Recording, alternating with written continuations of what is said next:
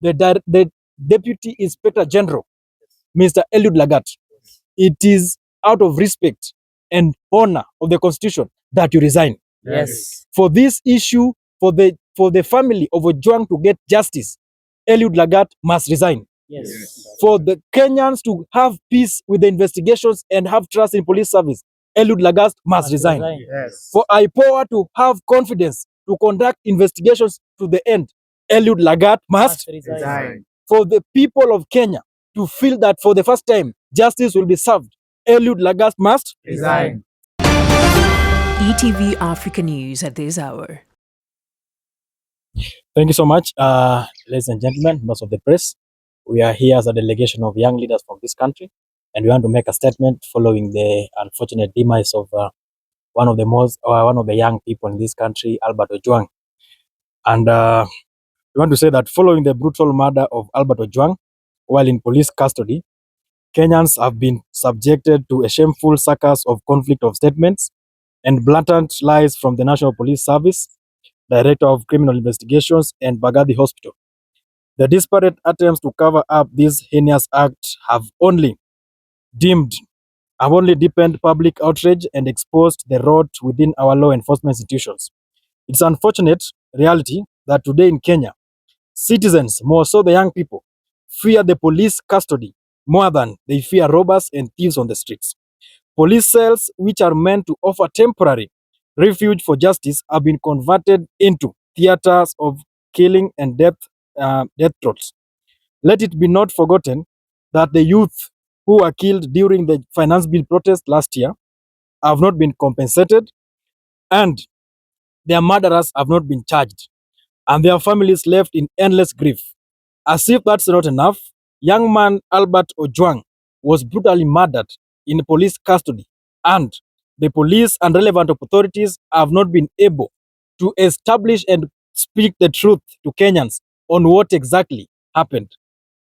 We are therefore calling for and say that the Deputy Inspector General of Police, Mr. Eliud Lagat, who has been mentioned adversely on this issue, resigns immediately and be taken into custody for further interrogation for the truth of this matter to be communicated.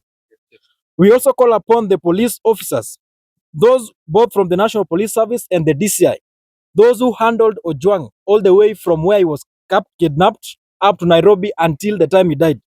That team must be arrested and interrogated for the truth to be revealed.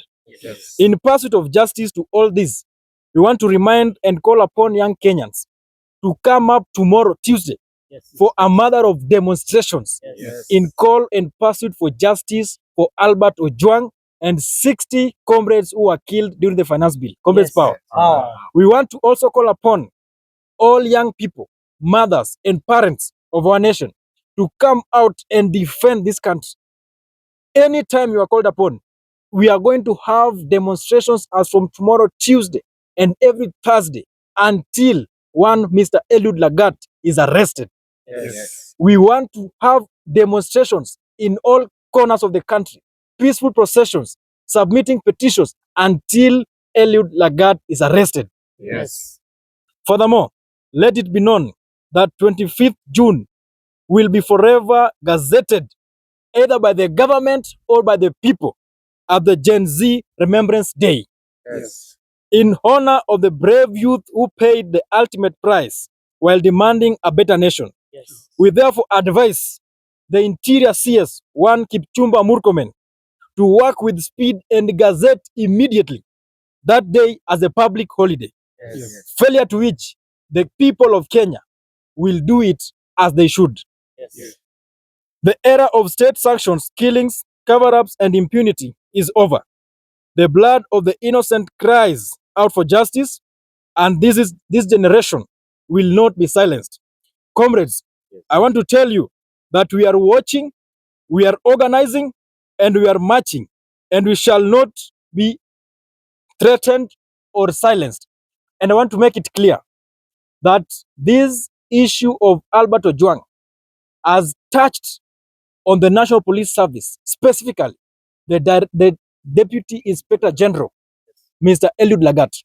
It is out of respect and honor of the Constitution that you resign. Yes. For this issue, for the family of Ojwang to get justice, Eliud Lagat must resign. Yes. For the Kenyans to have peace with the investigations and have trust in police service, Eliud Lagat must resign. Yes. For IPOA to have confidence to conduct investigations to the end, Eliud Lagat must. Resign. For the people of Kenya to feel that for the first time justice will be served, Eliud Lagat must. Resign. For the people and the family of Ojwang to feel that their son was not just murdered but eliminated unconstitutionally, and therefore justice must be served, Eliud Lagat must Resign. And therefore we all agree that one, Eliud Lagat must do what? Resign. He must do what? Resign. And once he resigns, Eliud Lagat must be arrested and charged in the court of law. Yes. We are a country that operates within the confines of the Constitution,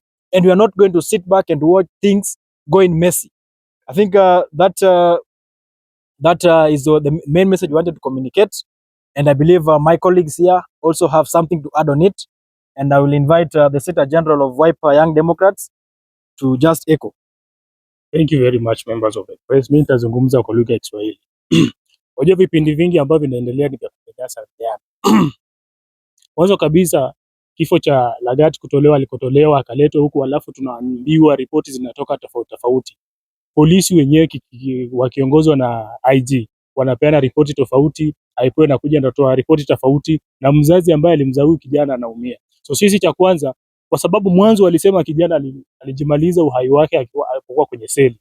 Pili wakakuja wakatuambia eti kijana aliletwa pale alafu akapigwa na wenzake. Alafu tumeonyeshwa na kamera za CCTV kuwa alipelekwa Mbagathi kwenda kutafuta matibabu, lakini Mbagathi ikasema kuwa alifika kule kama ashapoteza maisha yake. Sasa ripoti kama hizi ambazo zinakuja kukoroga wa Kenya ni za kuchanganya, and as we speak now as young people tunasema ya kwamba we are suspecting everyone and we are asking for justice only because we are trusting nobody. So sisi tunachoangalia ama tunachouliza ya kwamba ni justice isaviwe, ya kwamba ule mzee ambaye anasema huyo ndo kijana wake wa pekee apate justice, na hata soul ya Albert Ojwang iweze kupata justice, kwa sababu tukiendelea namna hii inaonyesha kwamba we are going to be silenced. Itakuwa mtu akitokea anajaribu kukosoa serikali, anajaribu kupeana maoni ambayo yanakinzana na hii serikali, unapotezwa ama unafinywa. And you know that thing, mimi kulingana na maoni yangu haikufanyika tu kwamba ilikuwa ifanyike. Hiki ni kitu ambacho kilikuwa kimepangwa kifanyike, to send a warning to any person who is sending a message to this government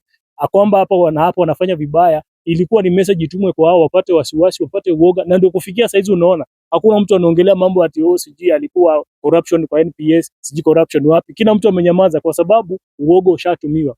Na I want to send a message to any individual, any bloggers and any government operative ama media zetu ambazo tunaziamini hapa Kenya.